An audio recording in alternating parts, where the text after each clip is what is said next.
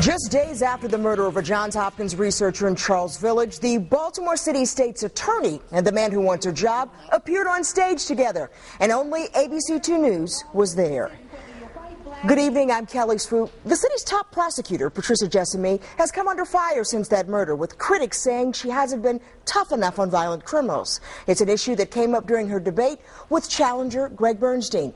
Tonight, ABC2 News' Christian Schaefer has that story for us that you'll see only here on ABC2. That's right, Kelly. The event was a candidates forum at the Lord's Church in Park Heights. It gave Patricia Jessamy and Greg Bernstein each a chance to make their case, with the primary election less than 6 weeks away.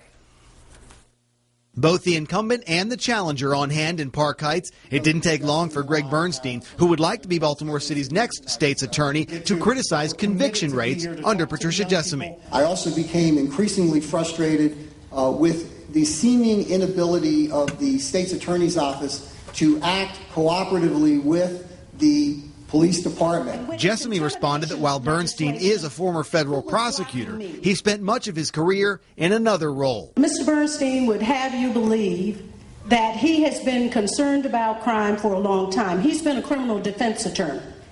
Make no mistake, that's what he is. The recent murder of Johns Hopkins technician Stephen Pitcairn came up only briefly. Bernstein called it another example of the state's attorney's failure to work with police. The state's attorney's spokesperson the very next morning was on the news saying that the reason that the assailant in that case had received a sentence of probation was because police don't do a very good job in robbery cases. Jessamy did not address the Pitcairn case, but did mention this YouTube video. They are running this viral YouTube video that says, Pat Jessamy says nobody should go to jail. That is a lie. In the video, Jessamy goes on to say that prison space should be reserved primarily for violent offenders. Another dispute was over Jessamy's work in crime prevention. Bernstein said punishment needs to be the focus. When you have a system in which violent felons continue to commit crimes and get back on the street time after time after time, that's where the resources have to be prioritized. Jessamy countered that her approach is not the exception among prosecutors, but the norm. That's not happening any place in the country, and Baltimore, Maryland does not need to go backwards. Now, that YouTube video was taken at Patricia Jessamy's birthday party on Sunday, so it was taken before the murder of Stephen Pitcairn. You can watch that entire video and also the entire video of the debate tonight between Jessamy and Greg Bernstein on our website, abc2news.com. Christian Schaefer, ABC2 News. And earlier today, Governor Martin O'Malley was asked point blank if Judge John Howard dropped the ball in failing to send John Wagner away after multiple probation violations. O'Malley answered, quote, yes, plain and simple, yes.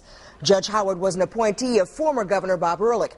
O'Malley went on to say when he appoints a judge, he asks them if they'll send people to jail when they're found guilty of a violent crime and have a violent criminal history.